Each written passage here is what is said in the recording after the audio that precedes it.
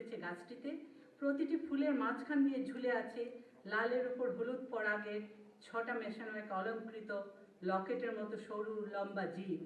কালী ঠাকুর নাকি সব রকম জবাই পছন্দ করেন, তবে বিশেষ পছন্দ তার রক্ত জবা। আর সেই জন্যই কি কালীকে অনুকরণ করে লম্বা জিভ বের করে বিকশিত হয়ে আছে অনিন্দ সুন্দর এই ঝুমকোগুলো। ঝুমকো জবা ছিটতে ছিটতে মেয়েটি হাসে।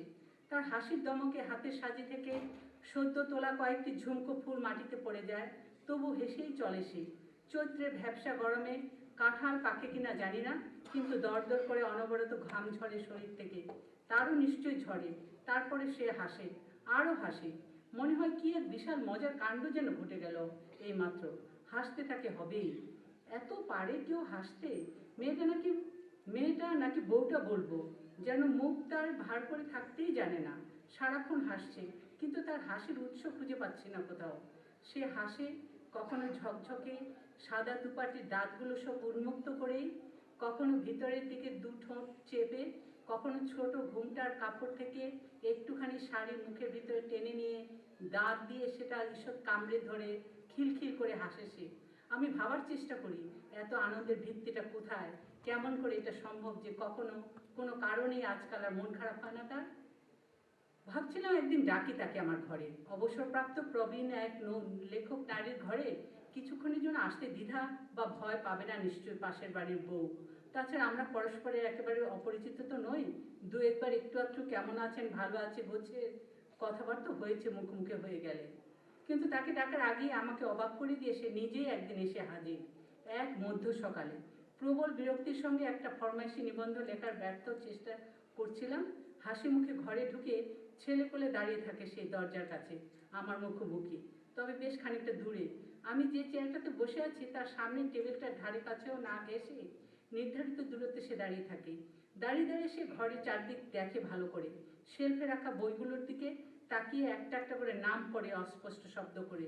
লক্ষ্য করি কেবল বাংলা নামগুলি পড়ছে, ইংরেজিটা রপ্ত করা হয়নি বুঝি, ওগুলো বাদ দিয়ে যাচ্ছে। হঠাৎ ডান দিকের দেয়ালে চোখ পড়তে কাঁচে বাঁধানো ফ্রেমের ভেতর রবি ঠাকুরের কবিতার কয়েকটি ছত্র গড় গড় করে অনায়াসে পড়ে যায় সে। জীবনের ধন কিছুই যাবে না ফেলা, ধুলায় তাদের যত হোক অবহেলা, পুণ্যের পদপরশ তাদের পরে। পড়া শেষ হতে খিলখিল করে হাসতে হাসতে গড়িয়ে পড়তে চায় সে। দেখে মনে হয় অতিশয় মজার একটা ব্যাপার ঘটে গেছে যেন। বাংলায় লেখা সব কিছু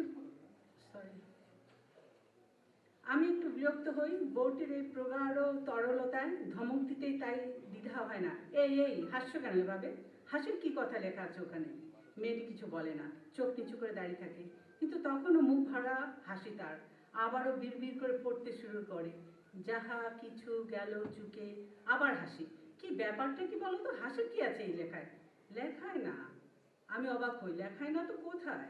মেয়েটি আমার টেবিলের কাছে সরে এসে আমার দিকে একটু ঝুঁকে পড়ে, তারপর নিচু কণ্ঠে হিস হিস করে আমাকে এক নাগাড়ে যা বলতে শুরু করে তার কোনো অর্থ হয় কিনা বুঝে দেখার চেষ্টা করি। সে বলে তার স্বামী সিলেটের এক এনজিওতে একটা নতুন ও ভালো চাকরি পেয়েছে। সেখানে যাবার আগে 2 মাস ধরে তাকে প্রতিদিন শুধু স্লেট নিয়ে বর্ণজ্ঞান নয়, রীতিমতো বই খাতা কিনে নিয়ে এসে একটু একটু লেখাপড়া অঙ্ক শেখাবার চেষ্টা করেছে। বারবার স্ত্রীকে একটা কথা বোঝাবার চেষ্টা করেছে সে, কিন্তু বোঝাতে পারেনি। স্বামী তাকে বোঝাতে চেষ্টা করেছে সে জানেন না কিভাবে সে নিজেকে বঞ্চিত করছে চারপাশের অনেক কিছু থেকে, কেবল কেবল পড়ালেখা না জানায়। এর আগে মাস 3 পুত্রের সঙ্গে তাকে অ আ ক খ পড়িয়েছিল সে। স্বামী চলে যাওয়ার সময় যখন জানতে চাইলো তার চিঠি এলে নিজে পড়তে পারবে কিনা, অথবা সে নিজের স্বামীকে চিঠি লিখতে সক্ষম হবে কিনা, হঠাৎ দারুণ লজ্জা পেয়ে যায় সে। সে সঙ্গে আতঙ্ক, প্রবলভাবে মাথা নাড়িয়ে অসম্মতি জানায়, না না না, কিছুতে সে পারবে না, সম্ভব হবে না তার পক্ষে। আর পারবে না যে সেটা প্রমাণ করার জন্যই বুঝি স্বামী চলে যাবার পরপরই সে তার পড়ার সকল সরঞ্জাম, বই খাতা, স্লেট, চক, কাগজ, কলম সবই সরিয়ে রেখেছিল উপরে। ভেবেছিল পড়াশোনার পাঠ এবারে তাহলে সত্যি সত্যি শেষ হলো, তার মানে আর তাকে পড়তে হবে না। কিন্তু হঠাৎ একদিন ঘুম ভেঙে যায় তার ভোরবেলা। চৌকি থেকে নেমে আসতে চৌকাঠের বাইরে এসে দাঁড়ায় সে। আশেপাশের দোকানপাটগুলো তখনও খোলেনি, মানুষজন ঘুম থেকে ওঠেনি এত সকালে। চারদিকে শুনশান নিস্তব্ধতা ও শান্তি। কিন্তু এই অঞ্চলের টিনের দোকানগুলোর মাথার উপরে কিংবা সাদা লাল হলুদ দালানের সামনে ছাদের ধারে সাইনবোর্ডগুলো সবই শটান খোলা। চোখে চেয়ে আছে তার দিকে, দিন রাতে সবসময় ওগুলো অমন উদম থাকে। এই সাইনবোর্ডগুলোর গায়ের ভিতর বিভিন্ন রং আর ডিজাইন জ্বলজ্বল করছে উদীয়মান সূর্যের চিকচিকে আলো পড়ে। চারদিকে সবাই তখনও ঘুমিয়ে, পুরো শহর ঝিম ধরে আছে, কিন্তু এই সাইনবোর্ডগুলো একেবারে সজাগ, সারা রাত না ঘুমিয়েও। দুপুরের রোদে যেমন তাকিয়েছিল পিটপিট করে, এখনও তেমনি দু চোখ মেলে তার দিকে তাকিয়ে আছে ওরা। সাইনবোর্ডগুলোর চোখে কোনো ঘুম নেই, শীতে গা ঢাকা দেয় না ওরা, সবসময় অনাবৃত, এমনকি রাজচিত হয়ে গেছে। কোনোটির গায়ের রং, নকশা বা ছবি প্রায় মুখস্থ তার, কিন্তু ওখানে প্রতিটির গায়ে লিখিত অক্ষরের মালাগুলো বুঝবার বা পড়ার চেষ্টা করেনি কোনোদিন। ওসব তার এখতিয়ারের বাইরে ভাবত সে। কিন্তু সেদিন সে ভোরবেলা হঠাৎ তার কি হয়, ভালো করে নজর দেয় সাইনবোর্ডগুলোর লেখাগুলোর দিকে, পড়ার চেষ্টা করে একটা অক্ষরের পর আরেকটি অক্ষর। আর কি আশ্চর্য, নিজের ক্ষমতায় নিজে বিস্মিত হয় সে। স্বামীর বকাবকি সত্য বারবার সে বলেছে এতগুলো অক্ষর আকার ইকার মুখস্থ করে রাখা কিছুতেই সম্ভব নয়, আর সেগুলো মনে রাখার বাস্তব কোনো মানেও সে খুঁজে পায়নি। কিন্তু সেই ভোরে বিস্ময়ের সঙ্গে সে দেখে আলো দিনে চেরাগের মতো রাত কেটে ভোরের ওই আলো ফোটার মতো করে ওইসব চেনা সাইনবোর্ডের ভিতর যত লেখা ছিল আস্তে আস্তে স্পষ্ট হয়ে চোখের সামনে ভাসছে তার, যেন কুড়ি থেকে সদ্য বিকশিত হলো ফুল, ফরিদের চায়ের দোকান, এখানে ঝালমুড়ি পাওয়া যায়, এরকম কত কি সে টের পায়। আমার ওদের সময় বেশি নেওয়া হয়েছে, আমরা রেখে দিই এই পর্যন্ত, পড়ে দিই নাকি। সে তার কাছে এসে বলে, ওই মেয়েটিকে, যে লেখিকা মেয়েকে বলে যে তার কাছে একটা গোপন কথা সে বলবে। তখন তাকে একটা ছোট্ট চিঠি পড়তে দেয়। চিঠিটাতে লেখা, তা অনেক আগে আর কি, তার বিয়ের আগে এক ছেলে তাকে লিখেছিল, প্রিয় সু, তোমাকে প্রথম দেখা অবধি তোমার প্রেমে বাধা পড়ে আছি। তুমি এত সুন্দর, এত ভালো যে চারপাশে তোমার মতো আর কাউকে দেখি না। এখন তোমাকে ছাড়া আর কিছুই ভাবতে পারি না আমি। বুঝি তোমাকে আমি খুব ভালোবাসি। আমার মতো তুমিও যদি আমাকে পছন্দ করো, ভালোবাসো, মুখে বা লিখে সে কথা সত্য জানাও আমাকে। প্রেম প্রার্থী তোমার সু। যাই হোক, সেই চিঠিটা সে এত বছর রেখে দিয়েছিল, এখন সে পড়তে পারছে, তাই সে লেখিকাকে সে চিঠিটা পড়ে শোনালো। তো মেয়েটি শাড়ির ভিতর থেকে তারপরে বা হাত ধরে আরেকটি কাগজ বের করে আনে এবং আমাকে দেখায়, বলে, আমি জানি আপনি গল্প লেখেন, তাই এই কথাটা আপনাকে কইলাম, এইটা একটু দেখে দেন না। আমি দেখলাম সেটা আরেকটি চিঠি, সেটা সেই মেয়েটি তার স্বামীকে লিখেছে। প্রিয়, তোমাকে প্রথম দেখা অবধি তোমার প্রেমে বাধা পড়ে গেছি। তুমি এত সুন্দর, এত ভালো যে চারপাশে তোমার মতো কাউকে দেখি না। এখন তোমাকে ছাড়া আর কিছুই ভাবতে পারি না আমি। বুঝি তোমাকে আমি খুব ভালোবাসি। আমার মতো তুমি যদি আমাকে পছন্দ করো, ভালোবাসো, তবে যত তাড়াতাড়ি পারো বাড়ি ফিরিয়ে আসো। ইতি তোমার বউ। আমি দ্রুত চিঠিটা পড়ে ফেলি। শেষ বাক্যের তাড়াতাড়ি বসিনারো দিয়ে লেখা, আর বাড়ি বসিনারো দিয়ে লেখা শব্দ দুটিতে রয়ের বদলে র বসাতে বলে দিই। মনে মনে হাসি, 10টা মাত্র নতুন শব্দ যোগ করতে গিয়ে দুটিতে ভুল করে ফেলেছে। তাই শেষে সাধু ক্রিয়াপদটা শুধরাতে আর চাইলাম না। ওটা ওর চিঠি থাক, কিছুটা হলো। তাছাড়া ফিরে আসার আবেগ কি আর ফিরে এসোতে ধরা পড়ে? এই শেষ। Thank you. আমি গল্প লিখি এবং একটা প্রধান বিষয় মেয়েদের দৈনন্দিন জীবনের সমস্যা এবং তাদের স্বাধীনতার অভাব, তাদের অধিকারের অভাব, এবং আর তাছাড়া শুধু মেয়ে না আর কি, সমাজে যারা প্রান্তিক অবস্থানে আছে, যারা অধিকারহীনতায় ভুগছে, তাদের কথা, গরিব, তাদের কথা, এসব নিয়ে আমি সাধারণত ছোট গল্প লিখে থাকি এবং প্রবন্ধের বিষয়বস্তু সাধারণত তাই হয়ে থাকে। আর গল্পে আমি কিছু গল্পে কিছুটা গবেষণার, আমি মূলত বিজ্ঞানী, ফলে কোনো গল্পে আমি বিজ্ঞানের তথ্য ভরে দিই, কিছুটা এক্সপেরিমেন্ট কবি আনোয়ারা সৈয়দ হককে মঞ্চে আসার জন্য অনুরোধ করছি। লিখছে আগেকার দিনে মেয়েদের। আমার গল্প যেটা আমি বলতে চাই সেটা হচ্ছে যে আমি গল্প লিখলো সেই মেয়েটির ব্যাপারে আমি একটু একটু করে আপনাদের পড়ে শোনাচ্ছি যে কিভাবে আমাদের দেশে এই ধরনের মেয়েরা বেঁচে থাকে। আপনারা রাস্তাঘাটে দেখতে পাবেন যে আমাদের অধিকাংশ মেয়ে কিন্তু আজকাল বোরকা পরেন। দুঃখের সঙ্গে এটা আমাকে বলতে হচ্ছে। আমি মাঝখান থেকে পড়ছি, নাবিলা, তার নাম নাবিলা, তার বোনের নাম কামিলা, কামিলা মারা গেছে। নাবিলা পর্দানসীন মেয়ে, কালো বোরকায় তার 18 বছরের শরীর ঢাকা, মাথায় হেজাব, মুখে নেকাব, চোখে কালো চশমা, হাতে কালো কাপড়ের হাত মোজা, পায়ে ধূসর কাপড়ের পা মোজা, তার সাথে চ্যাপ্টা হিলের কালো জুতো। নাবিলা জানালার ধারে একটা নিরিবিলি সিট থেকে বসে পড়লো, কারণ তার মা হাসপাতালে খুবই অসুস্থ। তাকে দেখে সে ফিরে আসছে বাবার সাথে। সেই বাবার সঙ্গে অতটা লাইক করে না, বড় ভাইয়ের সঙ্গে লাইক করে। বড় ভাই এটা সেটা রাস্তায় কিছু কিনে দেয়, কিন্তু বড় ভাই সেদিন যেতে পারেনি। বাবার সঙ্গে সে মাকে দেখে এসছে হসপিটাল থেকে। মা খুবই অসুস্থ, প্রায় মৃত্যুমুখী। নাবিলা জানালার ধারে একটা নিরিবিলি সিট থেকে বসে পড়লো, কিন্তু তার কপাল খারাপ। ঠিক তার একটু আগেই মানুষ টেনে ভরে গেল বাসটা। বিভিন্ন সাইজ এবং বয়সের মানুষ, তাদের শরীরের ঘামে নাবিলার নাক জ্বলে উঠল। তার নাক খুব স্পর্শকাতর, তাই রাস্তাঘাটে চলাফেরার সময় একটা রুমাল হাতে রাখে সে। কিন্তু আজ তাড়াহুড়ো করে বাড়ি থেকে বেরোবার সময় রুমাল ফেলে এসেছিল ঘরে। এমন সময় মৃদু সুরভি ছড়িয়ে তার পাশে এসে বসলো একটি মেয়ে। তার দিকে এক পলক তাকিয়ে যেন মনে মনে কুকড়ে গেল নাবিলা। একটু যেন বিতৃষ্ণাও হলো মনে। হয়তো তারই বয়সী হবে মেয়েটি, কিন্তু কি বিশ্রী তার চালচলন, কি বিশ্রী তার তাকানো, যেন শুষে নিচ্ছে সে তার পরিবেশের সব কিছু। পরিষ্কার চোখে মাথা ঘুরিয়ে সে বাসের মানুষদের দিকে কৌতূহলী দৃষ্টি মেরে তাকাচ্ছে। পরিষ্কার চোখে মাথা ঘুরিয়ে সে দৃষ্টিতে কোনো জড়তা নেই কোনো ভয়। দেখে মনে মনে বিরক্ত হলো নাবিলা। একটি মেয়ে কখন এরকম ব্যবহার করতে পারে, যদি তার ভেতরে পুরুষ আকৃষ্ট করার প্রবণতা না থাকে? কথাটা ভেবে যেন মাথা গরম হয়ে উঠল তার। মেয়েটি বসে শুধু মোবাইল করছে, এই বন্ধু সেই বন্ধু, আরে দোস্ত তুই কেমন আছিস, আচ্ছা ভার্সিটিতে দেখা হবে, আচ্ছা কালকে এলি না কেন, ভাইবা পরীক্ষা কেমন হলো, বক বক করে যাচ্ছে তার পাশে, নাবিলার পাশে। এবং নাবিলার হাতে কোনো মোবাইল নাই। নাবিলা স্কুলে পড়া শেষ করতে পারেনি। কিছু একটা কারণে নাবিলার স্কুলে যাওয়া বন্ধ হয়ে গিয়েছিল। মাদ্রাসে কিছুদিন পড়েছিল। মাদ্রাসা যাওয়া বন্ধ হয়ে গেলে নাবিলা খুব কান্নাকাটি করেছিল, কারণ তার পড়াশোনার দিকে খুব ঝোঁক ছিল। সেসব কতদিন আগের কথা। এক ফেটে গেছে, বাস মাঠের মাঝখানে দাঁড়িয়ে পড়েছে, অঝোরধারে বৃষ্টি পড়ছে। বাসের হেল্পার বাসের ভেতর থেকে বেরিয়ে একটা অল্প বয়সী ছোকরা, সে বৃষ্টির মধ্যে নাচানাচি করছে। এবং তার দেখা দেখি কিছু ইউনিভার্সিটির ছেলে ছোকরা ছিল, তারাও গাড়ি থেকে বেরিয়ে গরমের দিন বৃষ্টির মধ্যে নাচানাচি করছে। এবং মেয়েটি তাই দেখে, ওই যে মেয়েটি আর কি মডার্ন, সে হাসছে এবং তার বোনকে ফোন করে বলছে, দেখলি বুবু, এখনই সবাই লাফিয়ে ঝাঁপিয়ে বৃষ্টি দেখে হইচই করছে। নাবিলা পাশে বসে আছে, সে কোনো কিছুতে পার্টিসিপেট করতে পারছে না।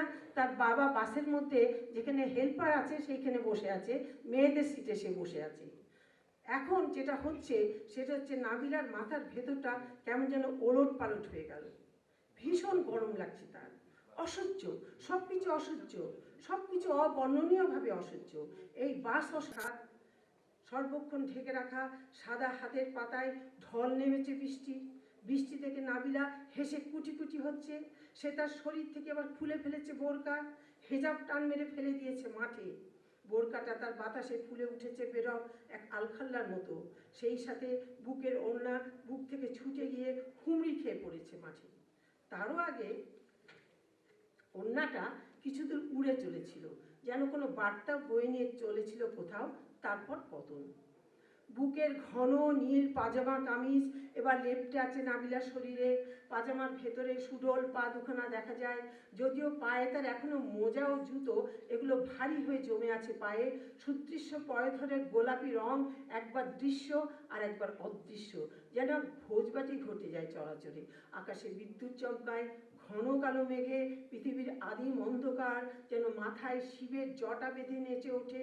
বিশ্বব্যাপী আনন্দ দোলায় কি যেন এক সর্বনাশের ডুগডুগি বেজে যায়। নাচো নাচো, বাঁচো বাঁচো বলে যেন রব ওঠে চারদিকে। দৃশ্য দেখে রহিমুল্লাহ ডুকরে কেঁদে ওঠে, তবাস্তাগফিরুল্লাহ রব ওঠে বাসের ভেতরে। মোবাইলধারী মেয়েটি কৌতুকের দৃষ্টি মেরে বৃষ্টির ঘন কুয়াশার দিকে তাকিয়ে থাকে। এত কিসের আহাচারি তার মাথায় ঢোকে না, বরং সব কিছু দেখে তার কৌতুক হয়। সে তার সুচারু দাঁতগুলো বের করে হাসে।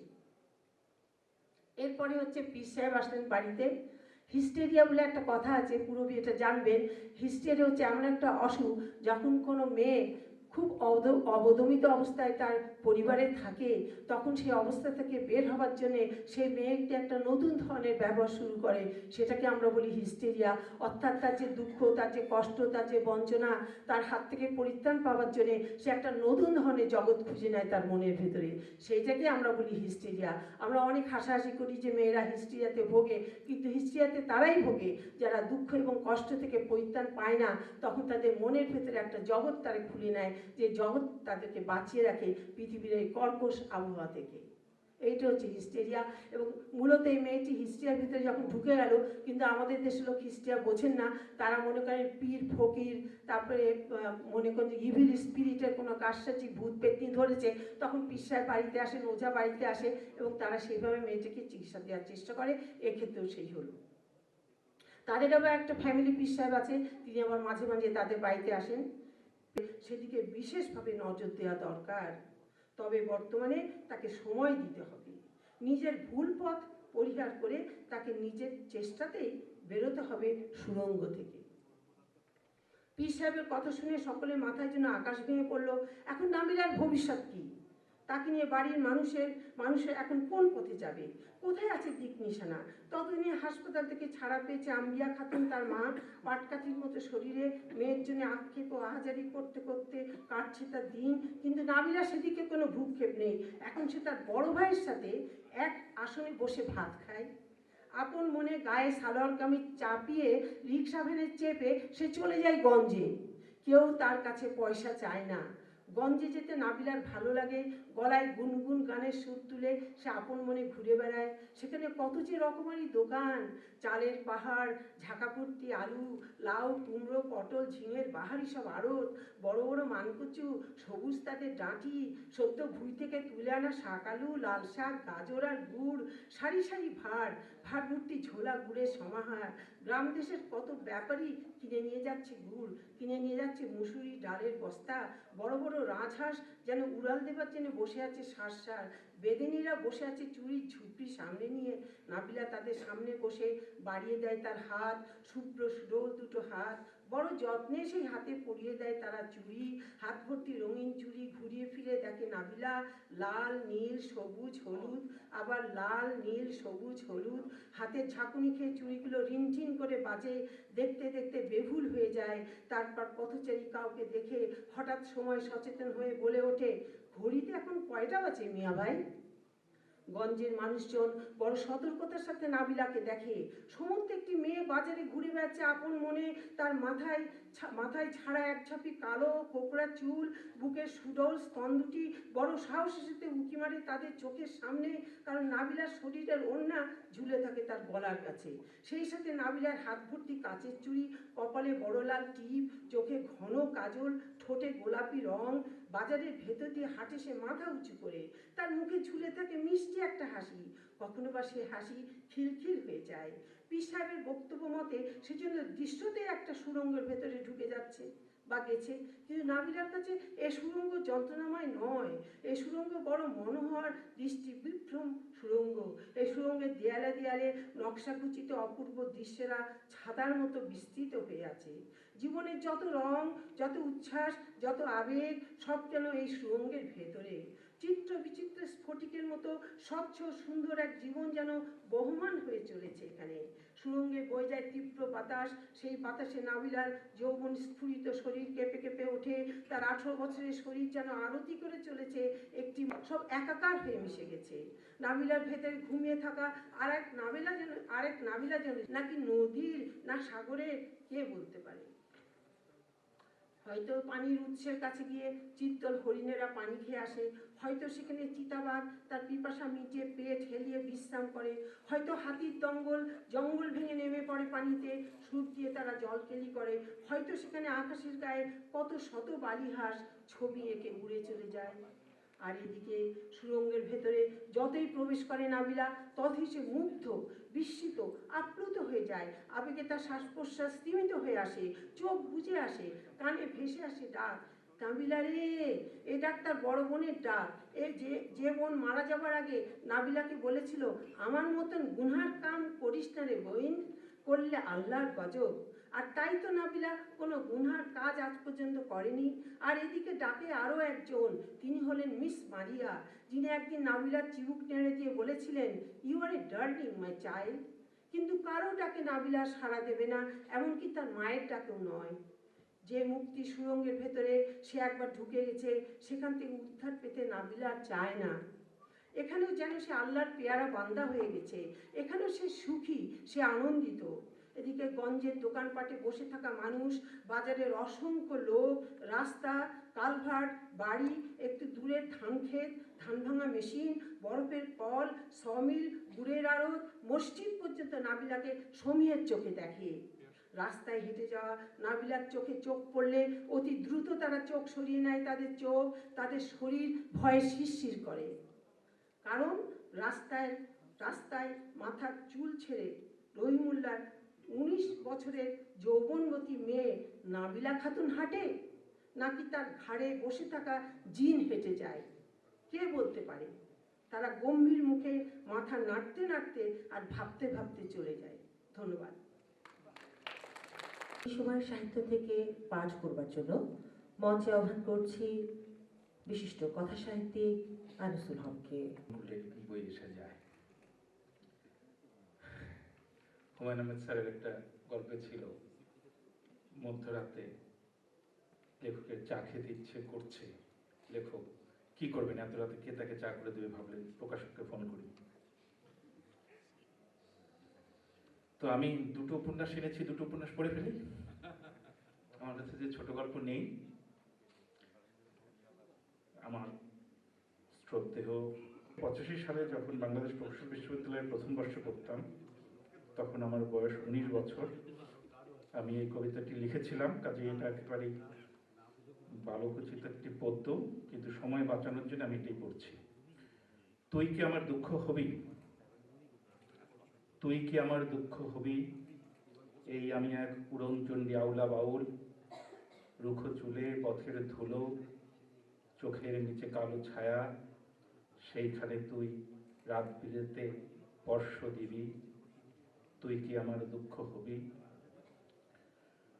তুই কি আমার শুষ্ক চোখে অশ্রু হবি, মধ্যরাতে বেজে ওঠা টেলিফোনের ধ্বনি হবি, তুই কি আমার খাঁখা দুপুর নির্জনতা ভেঙে দিয়ে ডাকপিয়নের নিষ্ঠ হাতে ক্রমাগত নড়তে থাকা দরজাময় করা হবি, একটি নীলাভ এনভেলাপে পুড়ে রাখা কেমন যেন বিষাদ হবি, তুই কি আমার শূন্য বুকে দীর্ঘশ্বাসের বকুল হবি, নরম হাতের ছোঁয়া হবি, একটুখানি কষ্ট দিবি, নিচের ঠোঁট কামড়ে ধরা রোদন হবি, একটুখানি কষ্ট দিবি, প্রতীক্ষার এই দীর্ঘ হলুদ বিকেল বেলায় কথা দিয়েও না রাখা এক কথা হবি, একটুখানি কষ্ট দিবি, তুই কি একা আমার হবি, তুই কি আমার একান্ত এক দুঃখ হবি।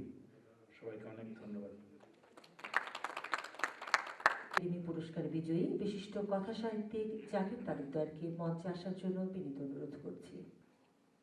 হক ভাই, আপনাকে নিবেদিত গল্পটি 1999 সালে লেখা।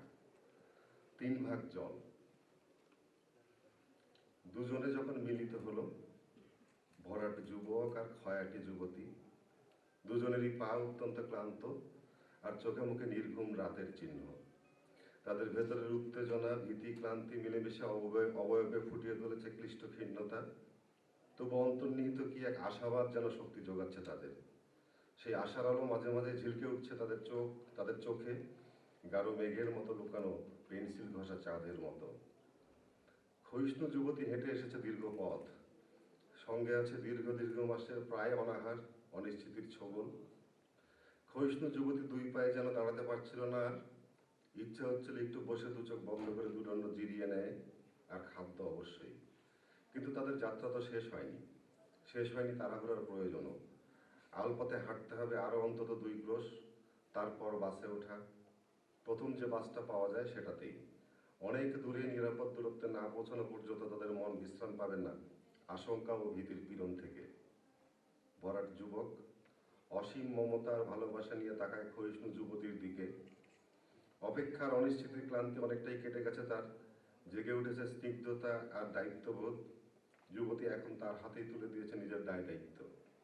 কুলত্যাগিনী রাধা ছুটে এসেছে শ্যামের কাছে, এবার শ্যামের হাতে অর্পিত অস্তিত্বের জিম্মাদারি। সব সিদ্ধান্ত আগেই নেওয়া, পথ পরিকল্পনাও তৈরি। ভরাট যুবক আর ক্ষয়িষ্ণু যুবতী হাঁটতে শুরু করে। বাসে ওঠা যেত আরো আগে, অন্তত মাইল 5 হাঁটা তাতে কমতো, কিন্তু তারা সেই পথে এড়িয়ে এসেছে। কেননা সেই পথে চলাচল করে তাদেরই গায়ের লোকজন। গায়ের লোকেরা থানাগঞ্জে যায় ওই পথ দিয়েই। গ্রাম, প্রতিবেশী গ্রামের যে কোনো লোকের চোখে পড়লে সর্বনাশ। গ্রামের মানুষের পৃথিবী খুব ছোট, সেই ছোট পৃথিবীর সবাই সবাইকে প্রায় মুখস্থ করে ফেলে অন্তর্নিহিত স্বাভাবিক অভ্যাসেই। যে কারো ব্যতিক্রমী পথ চলা অন্যদের অনুসন্ধিৎসু করবেই, তাহলেই সর্বনাশ।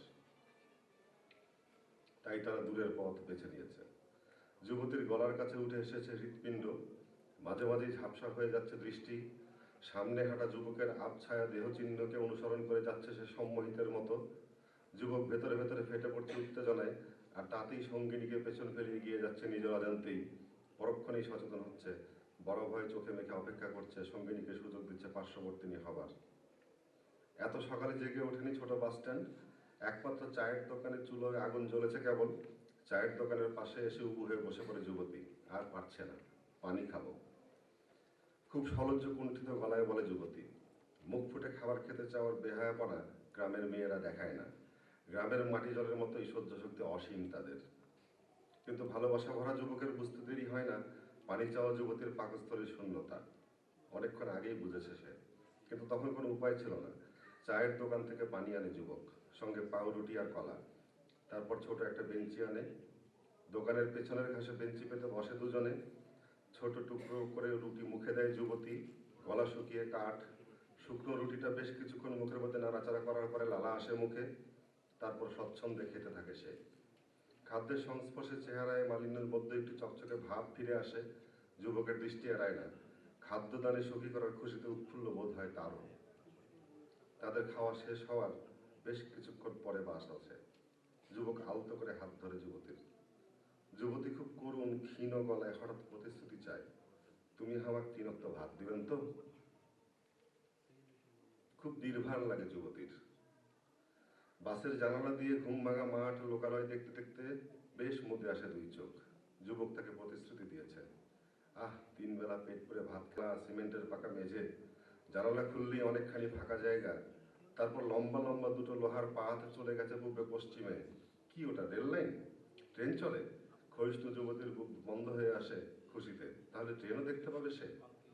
তার খুশিকে কানায় কানায় ভরে দেবার জন্যই যেন তক্ষুনি দূর থেকে ভেসে আসে শব্দটা, কু। কিছুক্ষণ পরই ঝকঝক করতে করতে পেট ভর্তি মানুষ নিয়ে জানালার সামনে দিয়ে পশ্চিম থেকে পূবে ছুটে যায় ঘাস রঙের একটা ট্রেন। বিভোর হয়ে দেখল যুবতী। পেছন থেকে তাকে সর্বাঙ্গে পেঁচিয়ে ধরল যুবকের হাত। চমকে উঠল যুবতী, পরক্ষণেই ঢিল পড়ল শরীরে। যুবক তার পান খাওয়া ঠোঁট দুটোকে ঠোঁট দিয়ে ঢেকে দেওয়ার জন্য আগে এসে চট করে আবার নিশ্চয়তা চায়, তুমি আমার 3 ওয়াক্ত ভাত দিবেন তো? 3 বেলা ভাত আসে, শাড়ি আসে, ব্লাউজ, ইমিটেশনের গহনা, চুড়ি, ঠোঁট পালিশ। ক্ষয়িষ্ণু যুবতীর শরীরের ক্ষয় থেমে যায়। লাবণ্য প্রতি মুহূর্তে যোগ হতে থাকে শরীরে। ক্ষয়ের জায়গা দখল করতে থাকে ভরাটত্বের আভাস। যুবক খুব সকালে বেরিয়ে যায় রিক্সা চালাতে, ফিরে আসে সন্ধ্যায়। সঙ্গে কিছু না কিছু থাকে,